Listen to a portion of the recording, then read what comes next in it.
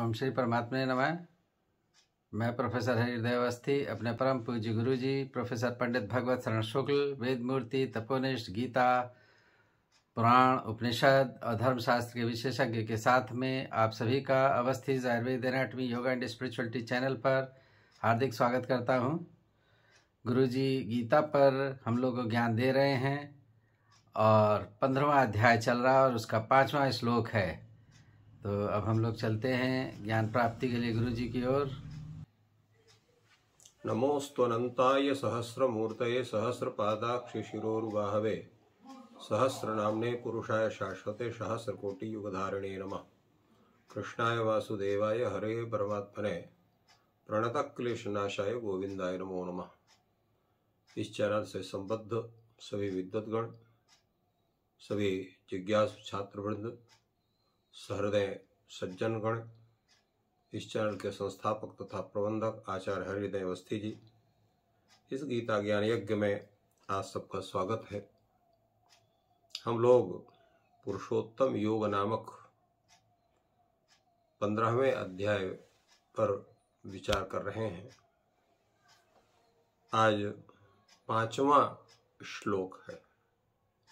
इस श्लोक में यह बतलाया गया उस परमात्मा के उस परम स्थान को, परम पद को प्राप्त करने की योग्यता क्या है। कौन ऐसा व्यक्ति है कि उस परम पद को प्राप्त कर सकता है। इस पर बड़ा सुंदर विचार इसमें हुआ है। वो परम जो पद है वो क्या है, जिसकी चर्चा हम लोगों ने चतुर्थ श्लोक में किया था। तथा परम तत्परिमार्गी तज्ञा स्मृता नरिवर्तनति भूया तमेव चाद्यम पुरुषम प्रपद्ये यथा प्रवृत्ति प्रसिता पुराणी। तो इस चौथे श्लोक के द्वारा उस परमात्मा के उस परम पद का बतलाया गया कि जहां पर जाने के बाद फिर पुनः लौटने की स्थिति नहीं होती है, अर्थात जन्म मरण के बंधन से व्यक्ति मुक्त होता है। परंतु वो जन्म मरण जिसको प्राप्त करने पर जन्म मरण के बंधन से मुक्ति मिलती है, उस परम पद को प्राप्त करने का अधिकारी कौन है। भगवान ने कहा निर्माण मोहा जित संग दोषा अध्यात्म नित्या विनिवृत्त कामा द्वंद्वैर विमुक्ता सुख दुख संगैर गच्छन्त्य मूढ़ा पदमप्ययम तत्। पहली शर्त है, पहली योग्यता है निर्माण मोह। अभिमान और मोह ये दोनों आपके अंदर ना हो। निर्गतौ मान मोहौ यस्मात् असौ निर्माण मोहा एते निर्माण मोहा। तो जिसके अंदर से हर तरह का अभिमान नष्ट हो गया है, चाहे वो धन का अभिमान हो, चाहे पद का अभिमान हो, चाहे ऐश्वर्य का अभिमान हो, शरीर का अभिमान हो, रूप का अभिमान हो, ज्ञान का अभिमान हो, या भक्ति का अभिमान हो कि हम बहुत बड़े भक्त हैं। इस तरह से जितने प्रकार के अभिमान है वो सब बिल्कुल नहीं होना चाहिए। दूसरा मोह, मोह नहीं होना चाहिए किसी के प्रति, उस परमात्मा के प्रति ही सबका लगाव हो। वो ऐसा व्यक्ति निर्माण मोह कहलाता है। तो पहली शर्त है कि जो इस परम पद को प्राप्त करना चाहता है उसको मान और मोह से रहित होना पड़ेगा। अब वो कैसे होगा इसका विचार उसको स्वयं करना चाहिए, या अपने गुरुजनों से जो इस तरह के हैं, उस परम पद को प्राप्त करने के अधिकारी बन चुके हैं, उनके शरण में जाकर के उनसे विनय पूर्वक इसका ज्ञान करना चाहिए, जिसके विषय में पहले कहा गया है कि तद्विद्धि प्रणिपातेन परिप्रश्नेन सेवया। तो उस प्रकार से उस ज्ञान को प्राप्त करना चाहिए। दूसरी योग्यता है जित संग दोषाः। जो संग का अर्थ होता है आसक्ति। हर एक प्रिय पदार्थ में या अपने वस्तु में हमें आसक्ति होती है, छोड़ते नहीं बनता है। अभी आपका 100 का नोट हो, आपके हाथ से गिर जाए तो बड़ा कष्ट आपको होता है, और मिल जाए तो बड़ा सुखी होते हैं कि चलिए हमारा तो रुपया मिल गया। तो क्यों उस रुपए के प्रति आसक्ति है। उसका जब तक वो मिलेगा नहीं या बिल्कुल ही खो गया है तब तक हमेशा प्रायः उसका स्मरण होता रहेगा। तो ये आसक्ति है, इसका त्याग होना चाहिए। और उसके कारण अनेक प्रकार के दोष भी होते हैं। तो जित संग दोषा, संग से होने वाले जितने दोष हैं उन पर विजयी होना चाहिए। अब प्रश्न ये हुआ कि यहाँ पर जित संग दोषा क्यों कहा, नष्ट संग दोषा क्यों नहीं कहा, जिसका जो है संग दोष हो नष्ट हो गया हो। तो उसका तात्पर्य है कि जब तक आप संसार में हैं तब तक ये संभव नहीं है कि केवल सात्विक व्यक्तियों से ही आपकी भेंट हो, सात्विक लोग ही आपके पास आवे। तामसी व्यक्ति भी आपके पास आएंगे, राजसी व्यक्ति भी आपके पास आएंगे। तीनों प्रकार के व्यक्ति का आगमन होगा, तीनों से आपकी चर्चा होगी, तीनों से आपको काम लेना है या उनका काम करना। तो इसलिए संग दोष तो होना ही होना है। तो उसका उपाय क्या है जित संग दोषा का? जित संग दोषा का यह है कि परमात्मा की आज्ञा मान करके तत्त कर्म करता हुआ व्यक्ति उनके प्रति वह जो है वह कोई किसी भी प्रकार के विचार से वो शून्य होता है। जैसे कोई नौकर है, अपने स्वामी का कार्य करता है, तो स्वामी को बहुत अधिक लाभ होता है या घाटा होता है, दोनों में उसको प्रसन्नता अप्रसन्नता होती है। क्यों होती है? यदि उसको मिलने वाला नहीं, उसमें एक कौड़ी मिलने वाला नहीं है, जितना उसका मेहनताना है अर्थात जितना उसका वेतन है उतना ही उसको मिलेगा, परंतु फिर भी आय होने से उसको सुखी होता है, प्रसन्न होता है। और उसके आय ना होने से, घाटा लगने से उसको भी दुखी होता है। इतने दुखी और सुखी होना तो उस मेन व्यक्ति को ही चाहिए जिसको घाटा लग रहा है, जिसको बढ़ा हो रहा है, परंतु उस व्यक्ति को भी होता है। परंतु वो व्यक्ति मान ले कि मेरा काम करना है, केवल कर्म करना है, अब इनको घाटा हो रहा है तो भी उनको कुछ लेना देना नहीं है, अगर इनको जो है वृद्धि हो रही है तभी उनको लेना देना नहीं है, तो उसको कुछ नहीं होगा।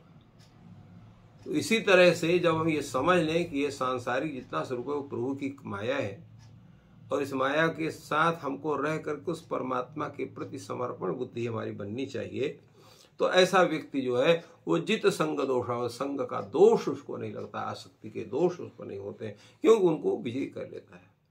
तीसरी शर्त है अध्यात्म नित्या, अध्यात्मम नित्यम ये श्रुते अध्यात्म नित्य, निरंतर जिनके प्रभु के चरणों में प्रीति बनी रहती है, परमात्मा स्वरूप में स्थित रहते हैं। अध्यात्म का तात्पर्य क्या होगा?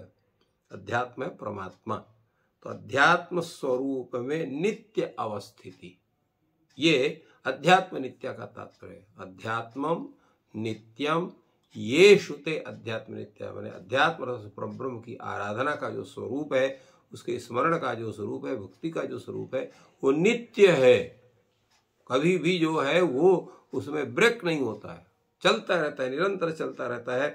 इसलिए अध्यात्म नित्य होना चाहिए, अर्थात निरंतर श्रीमन नारायण का स्मरण आपके जिह्वा से होना चाहिए, मन से जो है उनका स्मरण होना चाहिए, वो अध्यात्म नित्यावृत्ति है।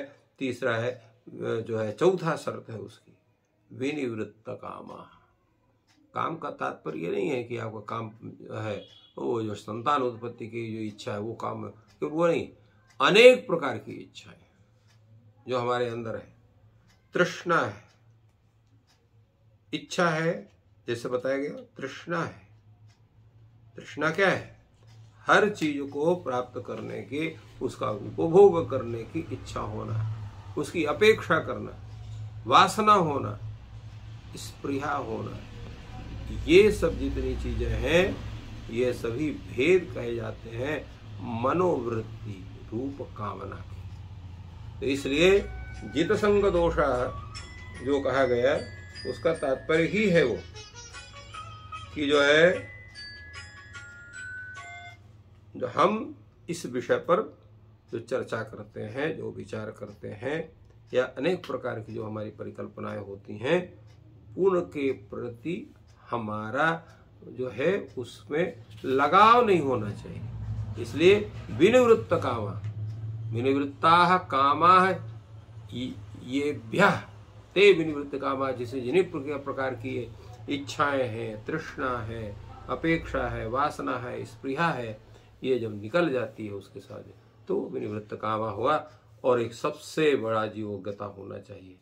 क्या होता है? हमको थोड़ा सुख हुआ हम जो है पगला जाते हैं, थोड़ा कष्ट हुआ तो ही पगला जाते हैं। अर्थात सुख से भी हम शीघ्र प्रभावित होते हैं, दुख से भी प्रभावित होते हैं। सुख दुख जैसा बताया गया है पूर्व में, अनुकूल वेदनीयम सुखम प्रतिकूल वेदनीयम दुखम। जो हमारे प्रतिकूल है वो हमें कष्ट देता है, इसलिए वो दुख हो गया। जो हमारे अनुकूल है, जिसको हमें जो अच्छा लगता है, वो हमारे लिए सुख हो गया। तो सुख और दुख का जो संग है, संज्ञेय, ये क्या है? सुख दुख का नामक ये द्वंद्व है। सुख दुखात्मक ये जो द्वंद्व है, कभी सुख होना कभी दुख होना, इनका जो द्वंद्व है, अर्थात दोनों का इनका जो स्वरूप हमारे मस्तिष्क में, हमारे शरीर में, हमारे आत्मा में, हमारे चित्त में जो विद्यमान है, इससे क्या होना चाहिए? विमुक्ता। सुख दुख संज्ञैः द्वंद्वैः विमुक्ता। सुख दुख नामक जो ये द्वंद्व हैं, उन द्वंद्वों से व्यक्ति को मुक्त होना चाहिए। जब इतनी योग्यता आपके अंदर हो जाएगी, तब भगवान कहते हैं अमूढ़ाः तत् अव्ययम गच्छन्ति। ऐसे व्यक्ति क्या होते हैं? अमूढ़ होते हैं। अमूढ़ का मतलब तात्पर्य क्या हुआ? ज्ञानी, ज्ञानी हो गए। मूढ़ का मतलब होता है अनेक प्रकार के प्रति जो मोह आदि है, जो अज्ञान है, वो अज्ञान है, मूढ़ हो गया। और अमूढ़ा, जिनके अंदर किसी भी प्रकार का अज्ञान का लवलेश मात्र नहीं है, कुछ भी नहीं है, सबका अभाव है, अत्यंत अभाव, ऐसा व्यक्ति अमूढ़ा परम ज्ञानी। इसलिए परम ज्ञानी क्या करता है? तत् अव्ययम पदम गच्छति, उस परमात्मा के पद को प्राप्त करता है। और हमारे वेद भी कहते हैं ऋते ज्ञानान्न मुक्ति, जब तक आपको ज्ञान नहीं होगा मुक्ति नहीं होगी। इसलिए भगवान ने कहा अमूढ़ा का ज्ञानी, जिसको हर चीज का ज्ञान, उस परमात्मा के स्वरूप ज्ञान है, जगत के स्वरूप का ज्ञान है, जीव के स्वरूप का ज्ञान है, ऐसा व्यक्ति वो ज्ञानी है, अमूढ़ है। और वो तत् अव्ययम पदम गच्छति, उस परमात्मा के उस परम पद को वो प्राप्त करता है। और प्राप्त करने के बाद फिर वो निश्चिंत हो जाता है। जैसे रामायण में कहा गया है, सुखी मीर जिम नीर अगाधा, जिमि हरि शरण न एको बाधा। जब परमात्मा का शरण प्राप्त हो जाता है, तो संसार के जितने द्वंद्व हैं, जितने काम हैं, जितने सब कुछ है, वो सब के सब समाप्त हो जाते हैं। और फिर भगवान जो कहते हैं कि जो है यस्मिन् गता निर्बद्धन्ति भूया, जिस पद को प्राप्त करने पर व्यक्ति का पुनः आगमन नहीं होता, अर्थात वो जन्म मरण के बंधन से सर्वथा मुक्त हो जाता है। इसलिए भगवान ने यहाँ पर एक अधिकारी, उस मोक्ष प्राप्त का अधिकारी कौन हो सकता है, कौन कौन से गुण होना चाहिए, उसका सम्यक विवेचन भगवान ने किया। तो इस प्रकार गुरु जी ने हम लोगों को बताया कि किस प्रकार जो मोक्ष का अधिकारी है, उसमें कौन कौन से लक्षण होने चाहिए, क्या योग्यताएं होनी चाहिए, उसकी सरल भाषा में विवेचना की। और ईश्वर आप सभी को मोक्ष प्रदान करें, उस तरफ अग्रसर करने में सहायक हों। आपका दिन शुभ हो। धन्यवाद।